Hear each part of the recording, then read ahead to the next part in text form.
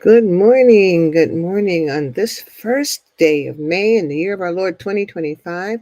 It is good to see you here for Thursday morning, a reading from Rest for the Justice Seeking Soul. I'm Reverend Susan Smith, and I want to thank all of you who continue to come in and listen.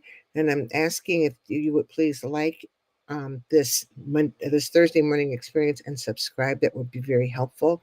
But for those of you who are always here, hi, thank you. For those of you who are new listening today, hi, I hope you'll come back. Um, those of you who come know that I read essays from my book, Rest for the Justice Seeking Soul, which is why we call it that. But because I've been writing these essays these essays for several years, um, all of what I do is not coming right out of that book. So I write a new meditation every single Tuesday, no matter where I am in the world. I write a meditation and send it out. And people who read them and decide that they like them are welcome to. I invite you to email me at crazyfaith2019 at gmail.com and give me your email address, and I'll add your name to the distribution list. And without fail, every single Tuesday, you will get a meditation. Um, I do these because I started some time ago, like I said, but I do this because we need something when we're going through something, especially when we're talking about going through the political struggles that we're going through now, and the spiritual struggles. Need something to kind of maybe look a little different, maybe to the right or to the left, or think about some other things for a minute because it's too much, it's overwhelming. I just listened to a news report here in Ohio. I don't listen to news much, but I had it on because I wanted to hear the weather. And I just heard of a murder suicide, a double murder suicide. And I think a lot of what people are experiencing a really mental health crisis because nothing is certain and nothing is sure. And it's real difficult to try to, navigate the day when you are not sure what is going to be taken away from you on a given day, maybe even your job, because so many people, hundreds of thousands of people have already been terminated. And that's a scary thing because, if you don't make any money, you can't pay your mortgage, you can't pay your bills, you can't pay your car note, you can't do any of that. And so it is really a stressful time for a lot of people. And I don't know about you. I will not listen to the voice of the person who was the president. I will not. I cannot. I cannot. If I hear it by accident, it almost makes me sick to my stomach. But that's just me. That's just me. I listened to a snippet by accident when he was being interviewed by a guy from ABC News named Terry Moran, and he, the guy who runs the country, was justifying the deportation of the guy that has the to El Salvador, and he kept saying that there were marked tattoos of M13 on his hands, his ankles, and the reporter said no, that was Photoshop, and he would not get off of it. Because he was looking desperately for two things. Number one, a justification, which is not a justification because he did not do due process. He didn't follow the Constitution. He didn't follow the law. But of course, he doesn't care about the law. But he wants to justify what he did, and he wants to feed people who believe anything that he says, so that they will keep up their support of him. So there's that. Um, and he also did it because he wants everybody to believe that he's really hard on immigration. Oh, um, he is not hard on immigration. He's hard on breaking the law, ignoring the Constitution, and doing whatever the heck he wants. Um, so now he's signing an executive order, or maybe he signed an executive order already, allowing the militarization of a certain zone down in the southern part, the southwestern part of the United States, and the the thing that this will allow them to do is shoot anybody that walks onto that piece of land. It is so scary. And I listened to Laurie Daniel Favors, and she was talking about how this is like going back to the days of the Fugitive Slave Act. And if you don't know what that is, then you should look it up. But this is very scary. My whole reason for saying this is to remind you, and I hope that you will remind others, that we are not safe. None of us are safe. They are following a playbook that comes out of dictatorial regimes, and it is not. None of us are safe. Even those who voted for him and think that he's the coolest guy on the planet, he doesn't think that about you necessarily. He uses people to get what he wants. And so that's where we are. And so we have to be cognizant, and vigilant, and we also have to really begin to form coalitions of people. We need each other. All of us need all of us. That's what I'm saying, because we are not safe. When they're going into homes, busting into homes, and just terrorizing people, and then saying, "Oh, too bad. I'm sorry. Oops, it was the wrong address." Something is wrong. When these people have been deputized by the attorney general, you can do it. You can go into people's homes without warrants. None of us are safe. None of us are safe. And these hoodlums, and I believe these hoodlums that are doing these raids are just people off the street. Maybe they're part of the January 6th crowd and they just want to get people. That's what they do. They want to attack. They want to fight. They want to do that. And they enjoy immunity, which means we're doubly not safe. So we need to think about that. That's number one. Number two, because the economy is crashing. Now he says that this is Biden's economy. He is lying. He is lying. People in the media don't like to say he's lying. This is not Biden's economy.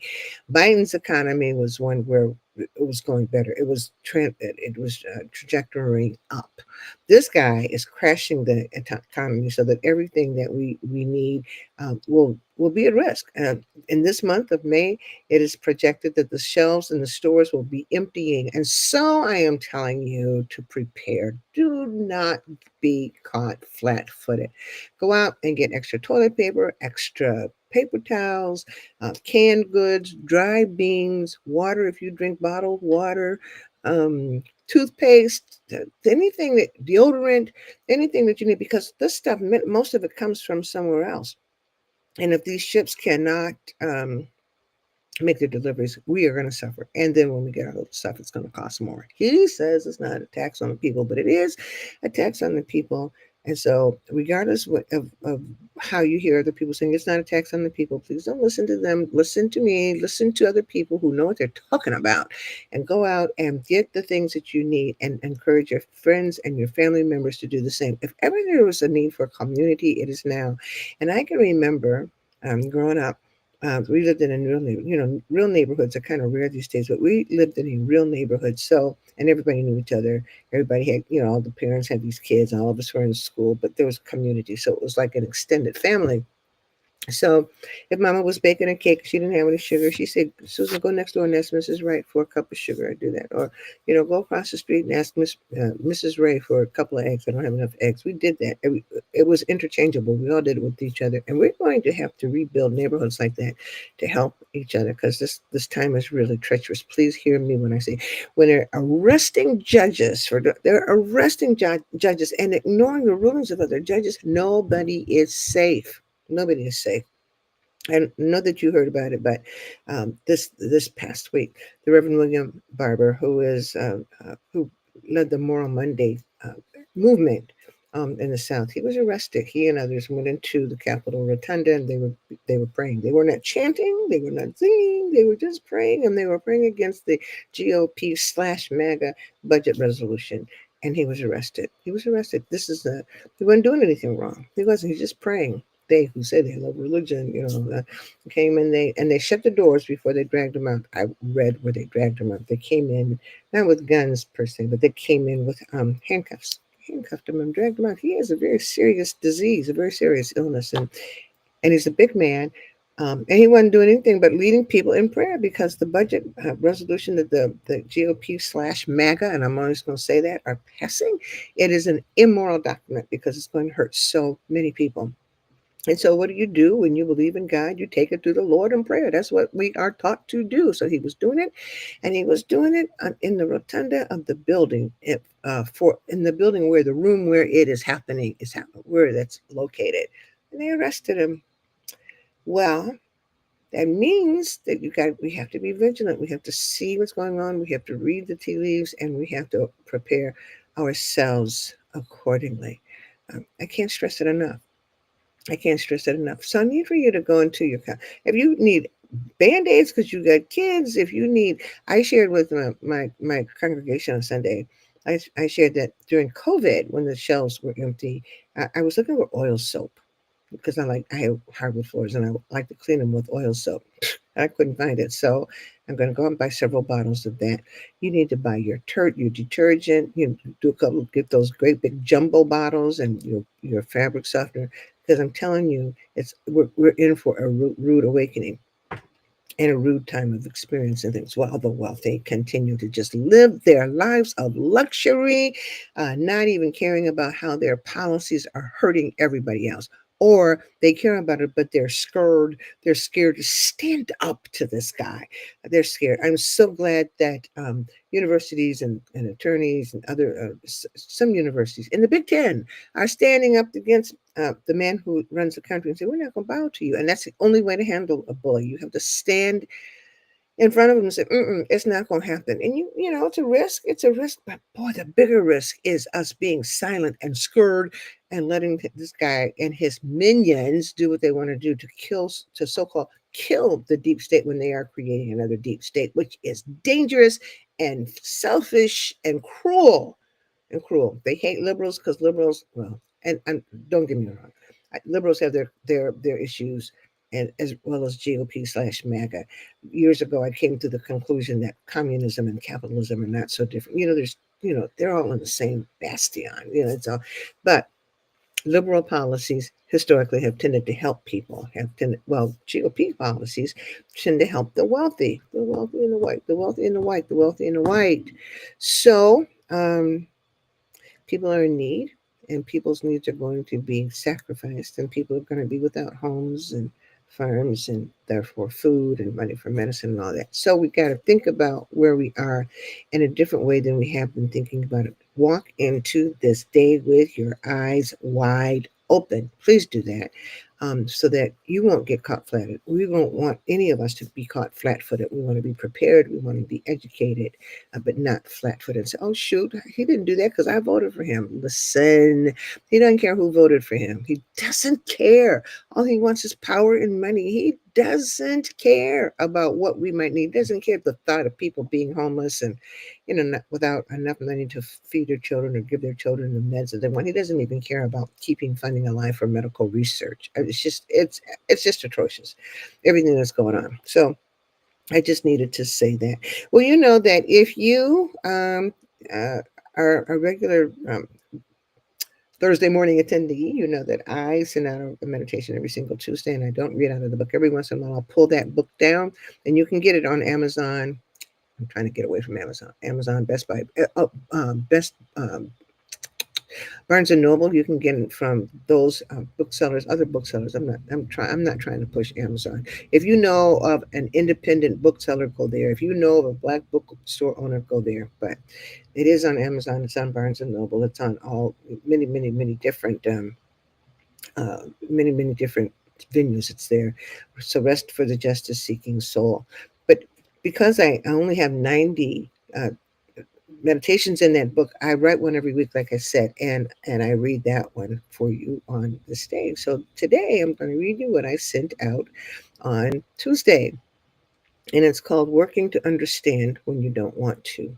Hmm. I remember being quite befuddled and disturbed when my mother shared with us that no matter how mean and cruel people appear to be in this world, we must always work to understand why they are acting as they are. I wasn't impressed. She said, "Children grow up listening to their parents, their teachers, and their pastors." That's what she said. And she continued to say, "They do and believe as they were taught." She said to me, "You will do what we teach you in this house and what Pastor Featherstone teaches you at church, but not everybody gets the same lessons. Children grow into adults who do and believe what their parents have taught them." End quote. Why did we have to work? Why did we have to work to understand them? I asked. And she said, quote, "Because if we don't, we spend our time judging them." And Jesus said, because she loved her some Jesus. Jesus said, quote, "Judge not lest ye be judged." She believed the words written and read in the Bible were the words of Jesus, and that all of us who love Jesus had an obligation to obey them.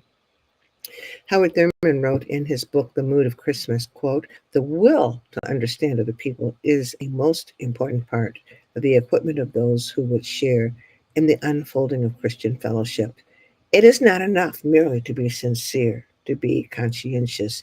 This is not to underestimate the profound necessity for sincerity in human relations, but it is to point out the fact that sincerity is no substitute for intelligent understanding." End quote. Whoa.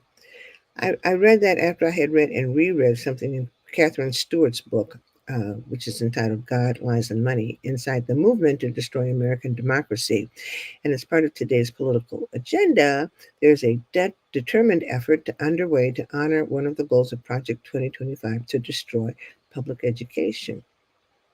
So I read that, or referred back to that when I read what Howard Thurman wrote about having the will to understand. So the history of the opposition to public education is not new. Quoting Tim Burton, who a conservative, a MAGA, who spoke at an event she attended as part of the research she did for this book, Stewart said that Barton, quote, had a ready answer, end quote, for what was going on. He said the United States Supreme Court had banned school prayer and a pair of decisions in 1962 and 63, thereby separating forever the schooling of children from the religion of their forebears. There, he claimed, as that he said was the explanation for the collapse of public education in America, because there's no prayer in schools. We could go on a whole thing about how white nationalist theology has been operative in our lives from the beginning of time and how it's not been very helpful. But anyway, that's what they want. They want schools to be white nationalist schools with their brand of theology, because they want all of theology to be the same. Everybody believe the same thing the same way, and I suppose they would put penalties in place if you don't want to do it. Anyway, but they don't like public education. They don't like public education because they don't like the idea of black kids and white kids being together, and they don't like the kids. I read this somewhere, quote, taxpayer money is being used to educate little black kids. Opposition to public education existed long before Barton made his remarks. When public education was introduced after the Civil War to provide the opportunity for all children, including black children, this is what I was talking about before, the right to an education, America's go-to reason for opposing almost everything reared its head. It was racism. It's always racism. The other side says you're always playing the race card. They play the race card every single day. They play the race card to win elections. They play the race card to scare white people into doing what they want them to do. Ronald Reagan said when he was going up for election years ago, he said, "Make America great again." And then you had he was the one that talked about the welfare queens, and then you had, in one of the other elections, when they talked about the welfare queen, which when most people they get welfare white people, it's racist. It was a black woman that was just shown when they were talking about the welfare queen, just like when they were talking about crime, they talk about Willie Hart. It's so racist, and they have the audacity to say that black and brown people play the race card. Anyway, many white people in the South, including Robert Louis Dabney, who was a prominent Presbyterian, nationalist religion, go on, it doesn't say all that, but he was a prominent Presbyterian. They were enraged that public education was being formed, saying that it was, quote, a moral outrage that white citizens should have to pay for the schooling of the brats of black paupers, Paupers. I get it in terms of understanding this country's history of racism, but did I have the will to understand those, including Dabney, who holds such toxic views about the worth of black children? You see, I'm not feeling it. I'm not feeling it. As the work continues to dismantle public education, how are we to understand what these people are pushing, ideas that will hurt poor black and brown children,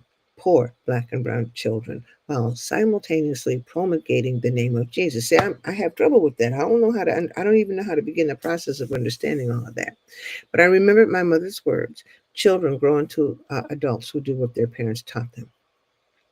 Even though what my mother said is true, it is difficult to understand, much less desire to understand those whose words, antics, and attitudes offend you.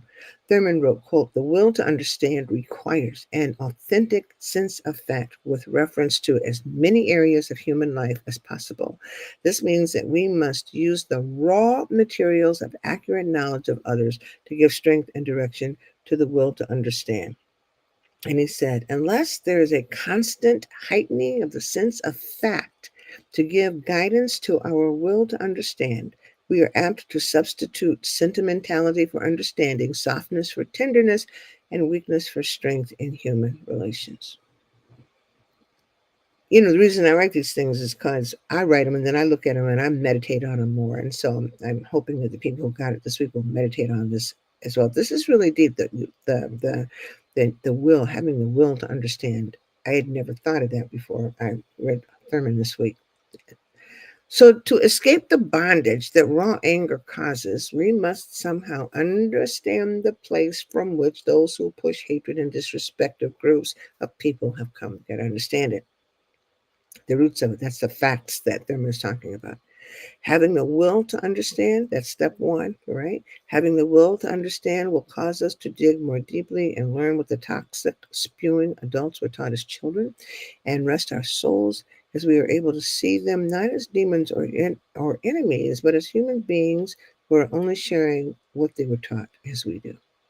Our emotional stress, although I think my own opinion is that what they're pushing is evil. That's not in the thingy, but I just wanted to say that our emotional distress will not save our country. Will not save our country or protect the lives of ourselves, our children, or our community. It is our determination to see inside the spiritual guts of those whose ideas are so offensive that it bothers us, so that it will strengthen us for this journey. When the words and the actions of our opponents no longer cause a rise in anger, but instead increase our determination to get through their toxicity to the deliverance of broad swaths of human beings, we will realize that the will to understand may be one, if not the most important and effective weapon we have in fighting oppression. When we feel the greatest surges of anger is probably the times when we need to listen for the voice of God, urging us to be still and to wrestle, to understand the game that is being played based on facts of those who are trying to take us down. Amen and amen. Well, I hope that something gives you something to chew on, something to think about. It's giving me something to think about. And it's hard.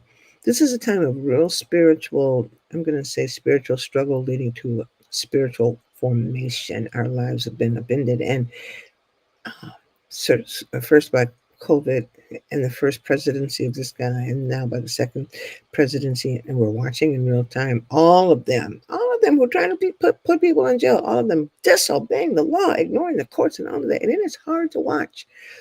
So we pause and say we gotta have the will to understand, because if we can understand, we can map out what we're going to do. I think it's kind of like if you play sports.